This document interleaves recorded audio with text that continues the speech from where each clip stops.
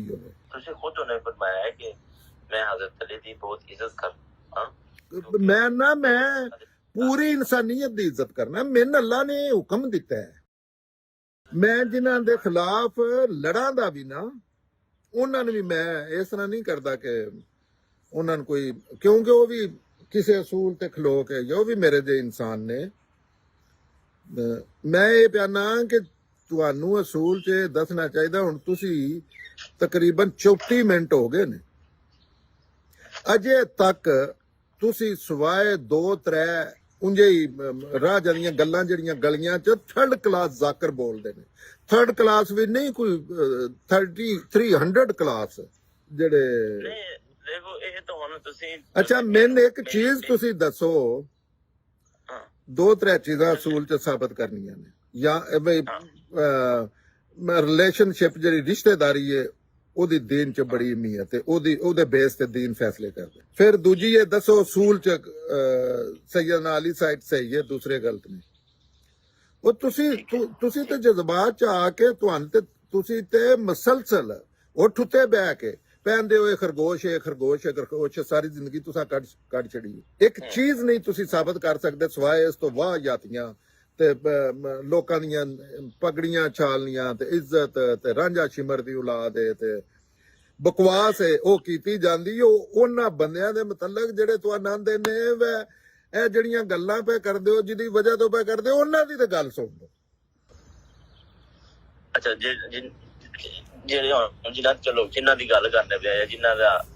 ਆਪਾਂ ਨੂੰ ਜਿਨ੍ਹਾਂ ਨੇ ਦੀਨ ਦਿੱਤਾ ਹੈ ਆਪਣੇ ਆਖਰੀ ਨਬੀ ਨੇ,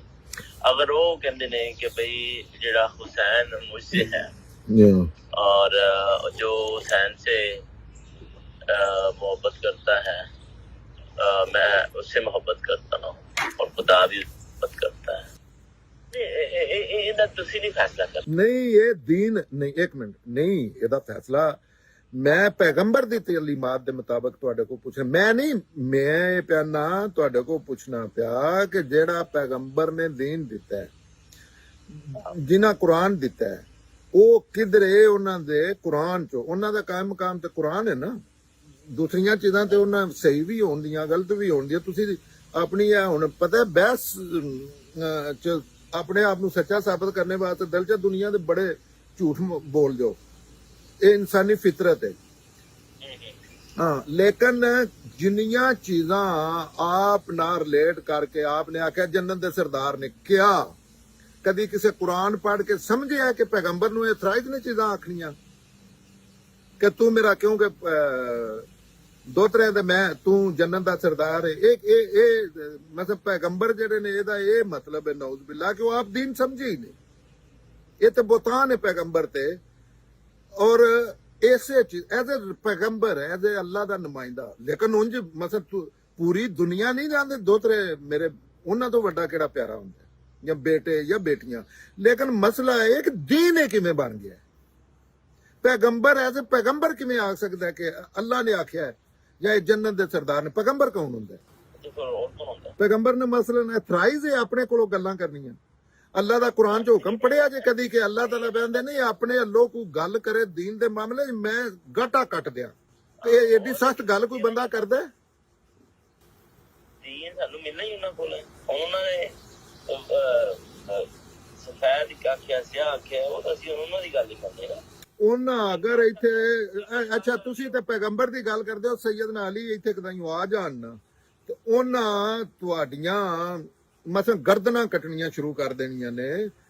ਉਹਨਾਂ ਨੂੰ ਤੁਸੀਂ ਤੇ ਉਹਨਾਂ ਨੂੰ ਮੌਲਾ ਕਾ ਨਾਤ ਆਂਦੇ ਹੋ, ਮੌਲਾ ਕਾ ਨਾਤ ਮਤਲਬ ਅੱਲਾ ਆਖਣਾ ਇਹਦਾ ਉਹ ਮੁਸ਼ਕਲ ਕੁਸ਼ਾ ਨੇ ਤੁਹਾਡੇ। ਉਹ ਅਸੀਂ ਨਹੀਂ ਕਹਿੰਦੇ, ਇਹ ਵੀ ਰਸੂਲullah ਨੇ ਦੱਸਿਆ ਸਾਨੂੰ। ਅੱਛਾ ਇੱਕ ਮਿੰਟ, ਹੁਣ ਇੱਥੇ ਤੁਹਾਨੂੰ ਸੋਚਣਾ ਨਹੀਂ ਚਾਹੀਦਾ ਕੁਰਾਨ ਸਾਹਮਣੇ ਰੱਖ ਕੇ ਕਿ ਪੈਗੰਬਰ ਨੂੰ ਇਹ ਜਿਹੜੀ ਗੱਲ ਅਸੀਂ ਪੈਗੰਬਰ ਤੇ ਝੂਠ ਪੇ ਬੰਨੇ ਆ, ਇਹ ਪੈਗੰਬਰ ਕਰ ਸਕਦਾ? ਕੁਝ ਅਸੂਲ ਨੇ ਨਾ ਪੈਗੰਬਰ ਹੋਣ ਦੇ, ਕੁਝ ਜ਼ਾਬਤੇ ਅੱਲਾ ਨੇ ਦੱਸੇ ਨੇ। ਅੱਛਾ ਪੈਗੰਬਰ ਜਿਹੜਾ ਹੈ ਉਹ ਜੋ ਮਰਜ਼ੀ ਕਰ ਸਕਦਾ, ਤੇਰਾ ਇਹ ਖਿਆਲ ਹੈ? ਯਾਰ ਉਹ ਇੱਥੇ ਅੱਲਾ ਦਾ ਨੁਮਾਇੰਦਾ ਹੁੰਦਾ ਜੀ। ਅੱਲਾ ਦਾ ਨੁਮਾਇੰਦਾ ਕਿਆ ਨਮਾਜ਼ ਨੂੰ ਖਤਮ ਕਰ ਸਕਦਾ ਹੈ? ਓਹੋ ਕਰ क्यों नहीं अल्लाह अच्छा अल्लाह ਦਾ ਨੁਮਾਇੰਦਾ ਜਿਹੜਾ ਜੰਨਤ ਦੀਆਂ ਟਿਕਟਾਂ ਤਕਸੀਮ ਕਰ ਸਕਦਾ ਹੈ ਇਹ ਥਰਾਈਜ਼ ਹੈ और किन्ने करनी है जी उन्होंने नहीं करनी अल्लाह ने अच्छा अच्छा जे फिर अल्लाह किधर गए ने अल्लाह की करने ਦੇ ਨੁਮਾਇੰਦੇ ਨੇ ਉਹ। ਜੇ ਟਿਕਟਾਂ ਜੰਨਤ ਦੇ ਟਿਕਟਾਂ ਜਾਂ ਫੈਸਲੇ ਉਹਨਾਂ ਕਰਨੇ ਨੇ ਤੇ ਅੱਲਾਹ ਕੀ ਕਰਨਾ ਹੈ वो दोनों हस्तियां सेम पेज पे अल्लाह के उनका रसूल ਅੱਲਾਹ ਤੇ ਬਿਲਕੁਲ ਨਹੀਂ ਸੇਮ ਪੇਜ ਤੇ ਜਿਹੜਾ ਅੱਲਾਹ ਮੈਸੇਜ ਦਿੰਦੇ ਨੇ ਲੋਕਾਂ ਨੂੰ ਕਨਫਿਊਜ਼ ਨਾ ਕਰੋ ਆਪ ਵੀ ਨਾ ਹੋਵੋ ਇਹ ਬਹੁਤ ਵੱਡਾ ਜੁਰਮ ਜੇ ਇਹਨਾਂ ਜਰਾਇਮ ਦੀ ਸਜ਼ਾ ਤੁਹਾਨੂੰ ਐਜ਼ ਅ ਮਾਸ਼ਰਾ as a community as a ਮੁਸਲਮਾਨ ਮਿਲ ਰਹੀ ਹੈ ਕਿ ਅੱਲਾਹ ਤੇ ਪੈਗੰਬਰ ਜਿਹੜੇ ਅੱਲਾਹ ਤਾਲਾ ਪੈਗੰਬਰ ਨੂੰ ਗੱਲ ਦੱਸਦੇ ਨੇ ਉਸ ਮਾਮਲੇ 'ਚ ਸੇਮ ਪੇਜ ਤੇ ਨੇ ਤੁਸੀਂ ਇਹ ਪੈਂਦੇ ਹੋ ਅੱਲਾਹ ਤੇ ਪੈਗੰਬਰ ਸੇਮ ਪੇਜ ਤੇ ਨੇ ਅੱਲਾਹ ਜਿਹੜੇ ਨੇ ਉਹ ਖਾਲਕ ਨੇ ਅੱਲਾਹ ਮਾਲਕ ਨੇ ਅੱਲਾਹ ਫੈਸਲੇ ਕਰਦੇ ਨੇ ਕਿ ਪੈਗੰਬਰ ਵੀ ਫੈਸਲੇ ਕਰ ਸਕਦੇ ਨੇ ਪੈਗੰਬਰ ਨੇ ਜਦ ਕੁਰਾਨ 'ਚ ਅੱਲਾਹ ਤਾਲਾ ਇੱਕ ਮਾਮੂਲੀ ਚੀਜ਼ਾਂ ਤੋਂ ਪੈਗੰਬਰ ਨੂੰ ਤੇ ਅੱਲਾਹ ਤਾਲਾ ਨੇ ਇੱਕ ਜਾਇਜ਼ ਗੱਲ ਸਿਰਫ ਅੱਲਾਹ ਦੇ ਹੁਕਮ ਤੋਂ ਬਗੈਰ ਕਰਨੇ ਤੇ ਹਲਾਲ ਗੱਲ ਉਹਨੂੰ ਜੇਲ੍ਹ 'ਚ ਮੱਛੀ ਸੱਟ ਦਿੱਤਾ ਸੀ ਕੁਰਾਨ 'ਚ ਲਿਖੇ